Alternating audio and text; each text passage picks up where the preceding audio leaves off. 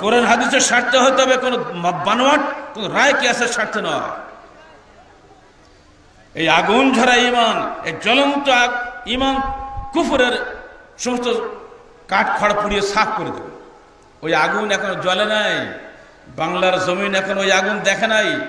একবার যদি ইমানের দীপ্তি জ্বলে ওঠে, বাতিলের তখতাও কোথায় উড়ে যাওয়ার খবর হবে না। আমরা চাই মানুষ হত্যা করে কোশ্চিন কালো মানুষের উপর দিন কায়েম করা যায় না। যারা মানুষের গলা কেটে হত্যা করে দিন কায়েম করতে চায়, ওদের মতো মূর্খ আর দুনিয়া নেই। ঠিক অমনি করে ধোঁকাবাজির ব্যালটের মাধ্যমে অধিকাংশ মানুষের রায় নিয়ে যারা দিন কায়েম করতে চায়, ওরা আর এক ধোঁকাবাজ। ব্যালটও নয়, বুলেটও নয়, সির্ফ আকীদার পরিবর্তন করো, ইসলাম কায়েম হয়ে যাবে। কি মনে থাকবে তো? বাড়ি গিয়ে ভুলে গেলে আবার সব রাস হয়ে যাবে।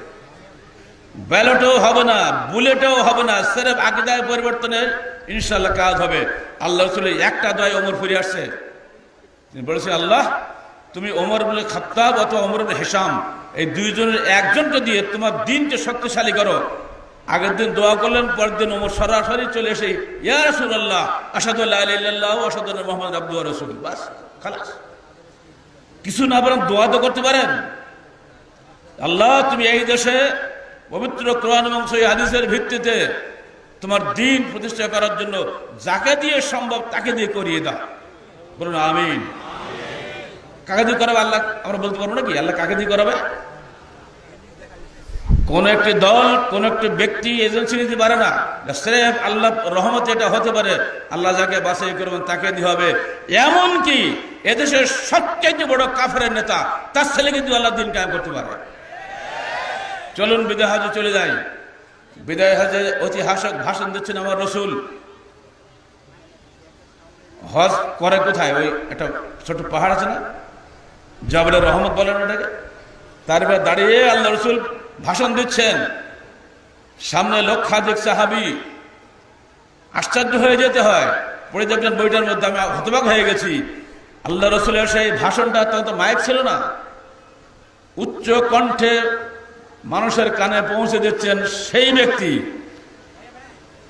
যে ব্যক্তির নাম কুখ্যাত উমাইয়া বিন খালাফ।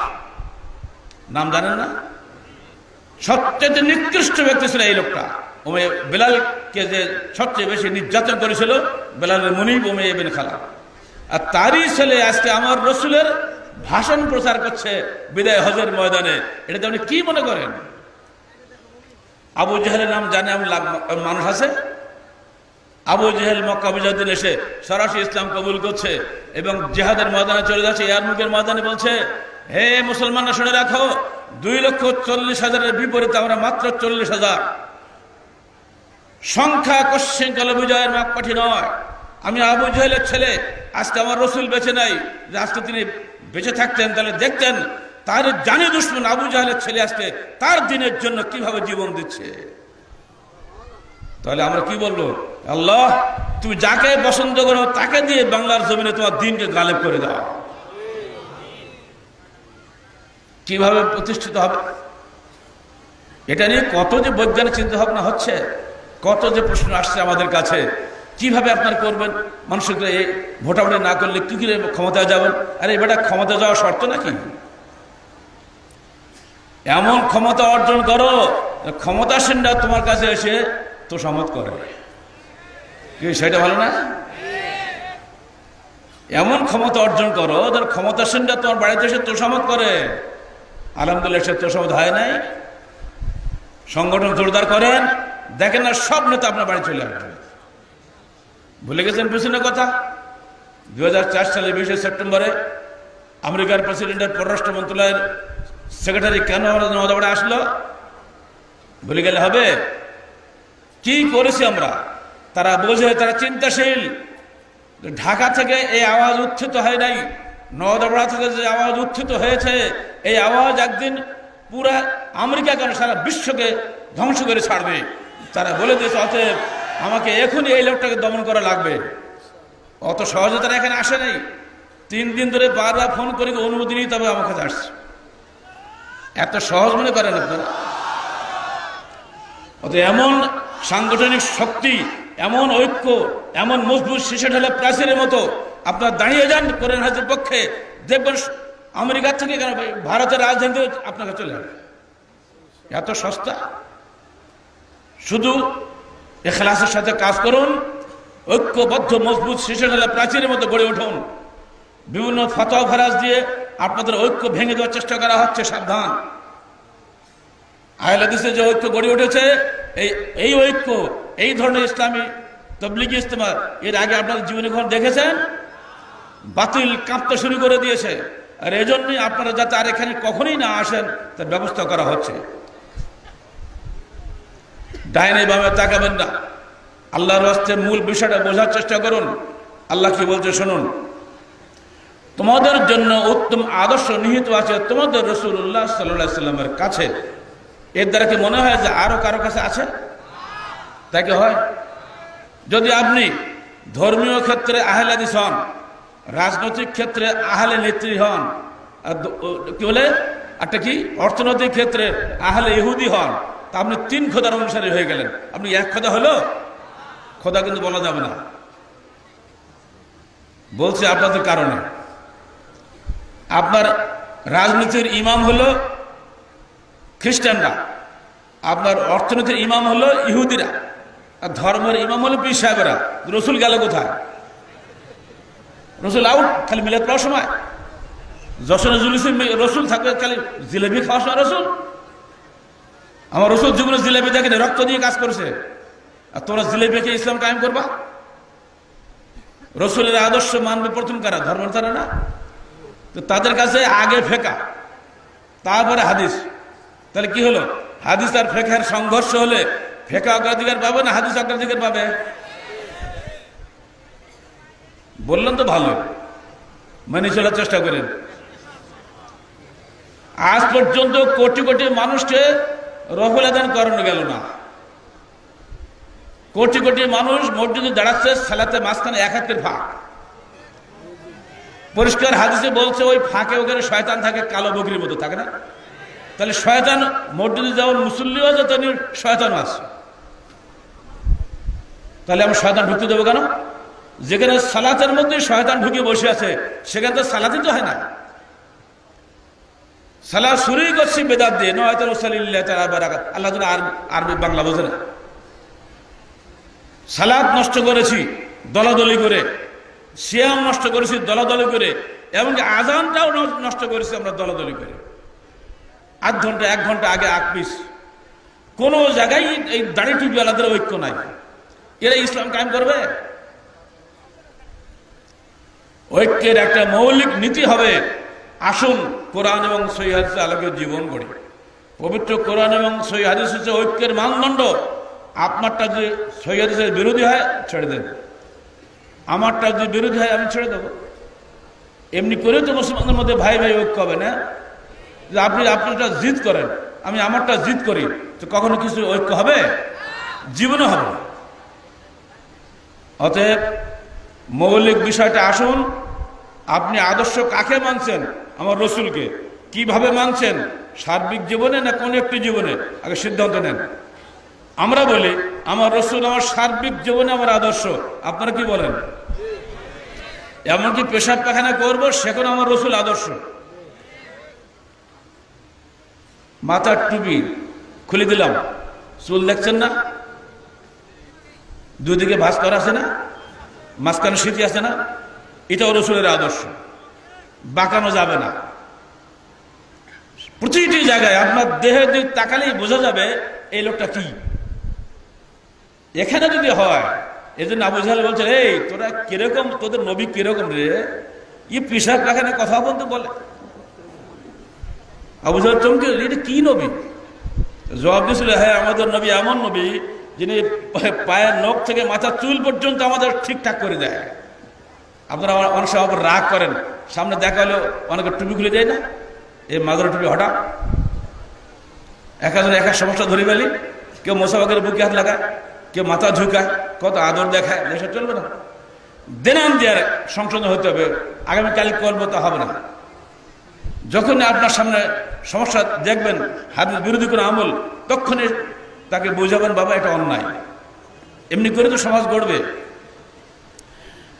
এবার আসেন একটা মিলাদের হাদিস, মিলাদের কোরআন বলি। কোরআন মিলাদ কোরআন আছে তাই না?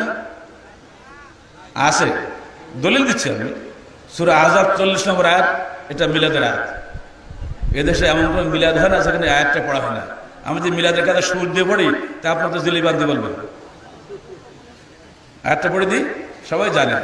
মা কানা মুহাম্মাদুন আবা আহাদিম মির রিজালিকুম ওয়ালাকিন রাসূলুল্লাহি ওয়া খাতামান নাবিয়্যিন। কি এটা মিলাদের আয়াত না? এটা বলা পরে তার বালাগাল উলামে কামালে শুরু হয়। আমি ছাত্র জীবনে মিলাদ পড়ে পাল্লা করেছিলাম আরমন মাদ্রাসায়। আমার ক্লাসে 26 জন ছাত্র ছিল, 16 জন আহলাদিস, 10 জন হানাফি। আমি বস, আমি মিলাদ করবো তোদের সাথে। জিলেপি নিয়ে, আমি খুব মিষ্টি খোর লোক, কিন্তু জিলেপি দেওয়ার শর্তে মিলাদ করবো। এক গাদা জিলেপি দিয়েছি, এমন সুর দিয়ে মিলাদ করলাম। তো ভাই, আপনি কিন্তু আমাদের হানাফি হলে আপনাকে আর পীর বানিয়ে দিতেন। তোর হানাফি হবো না, পীরও হবো না, মিলাদটা জিলেপিটা দিয়ে আগে। মিলাদ কিন্তু আমরা জানি, পড়ি না। এই আয়াতটাকে কোথায় নিয়ে চলে গেছে? এটা খেলনার বস্তু বানিয়েছে, এটা জিলাপির আয়াত হয়ে গেছে। আল্লাহ বলছেন, মা কানা মুহাম্মাদুন আবা আহাদিম মির রিজালিকুম, মুহাম্মদ তোমাদের কারো ছেলের বাপ না, কোন ব্যক্তির পিতা নন। ওয়ালাকিন রাসূলুল্লাহ, তিনি আল্লাহ রাসূল। খাতামুন নবিয়্যিন, নবীদের শেষ। এইখানে গিয়ে তিনি যে শেষ কিনা এটা নিয়েও ইখতিলাফ। যদি আল্লাহ নবীর শেষ নবী কিনা এখানেও মুসলমানরা এক হতে পারে নাই। হ্যাঁ, উনি বড় নবী, শেষ নবী নয়। বড় পণ্ডিতরাই ব্যাখ্যা দিচ্ছে, কারণ খাতাম অর্থ আংটি। এই জন্য আমার রসুল ব্যাখ্যা দিয়ে গেছেন। রাজশাহীতেও কাদিয়ানীদের দলবল আছে, ঢাকায় বড় মার্কাজ আছে, নামগুলো ইসলামী নাম বানাইছে। সরকার কাদিয়ানীদের সমর্থক। ইসলামপন্থীরা বারবার বলা সত্ত্বেও তাদেরকে এত বাতিল করে নাই। শুনে দেখেন ভালো করে, কাদিয়ানীরা কাফের, কাফের, পরিষ্কার কাফের। এরা কোশ্চিন কালেও মুসলমান ছিল না, আজও না, আগামীতেও হবে না, যদি ওরা তওবা না করে।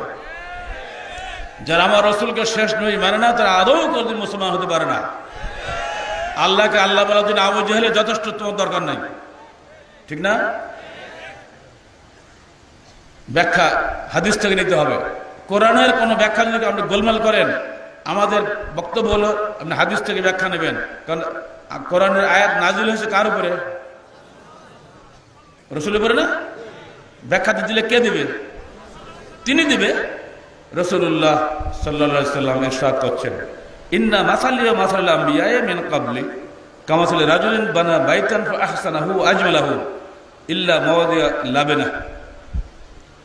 আমি এবং আমার পূর্বকার নবীদের উদাহরণ হচ্ছে ওই ব্যক্তির মতো যিনি একটা সুন্দর গৃহ নির্মাণ করেছেন। গৃহ নির্মাণ শেষ হয়ে গেছে, এক জায়গায় একখানা ইটের জায়গা বাকি আছে।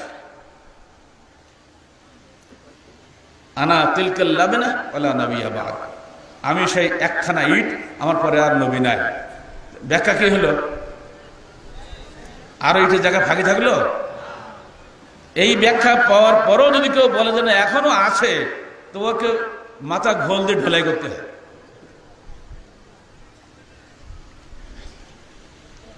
তিনি বলছেন, উরসিলতুল খালকি কুল্লি, আমি সকল সৃষ্টি জগতের নবী, আমি জিন ইনসানের নবী। তিনি আরো বলছেন, আল্লাযী নাফসু মুহাম্মাদিন বিয়াদিহি লা ইউসবিউ বি আহাদুন মিন হাযিল উম্মাহ ইহুদিয়্যুন কানা আও নাসরানিয়্যুন সুম্মা ইয়ামুতু ওয়া লাম ইউমিন বিল্লাযী উরসিলতু বিহি ইল্লা কানা মিন আসহাবিন নার, রাওয়াহু মুসলিম। যার হাতে আমার জীবন, তার কসম করে বলছি,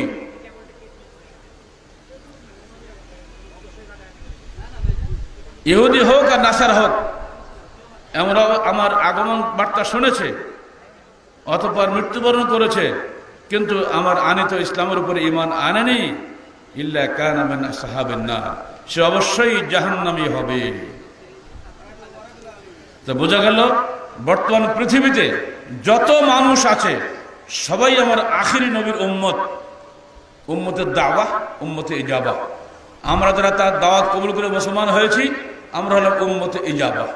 আর যারা দাওয়াত কবুল করেন নাই, হিন্দু বৌদ্ধ খ্রিস্টান যারা আছেন, এরা হল উম্মতের দাওয়া। এদের কাছে আমাদের দাওয়াত পৌঁছাতে হবে।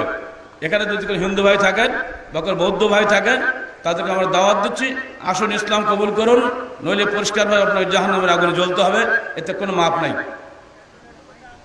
কারণ আপনার আকীদায় শিরিক, শিরিক নিয়ে কেউ যত ভালো কাজই করুক না কেন, শিরিক নিয়ে কবরে গেলে জাহান্নাম ছাড়া তার কিছু পাওয়ার নেই।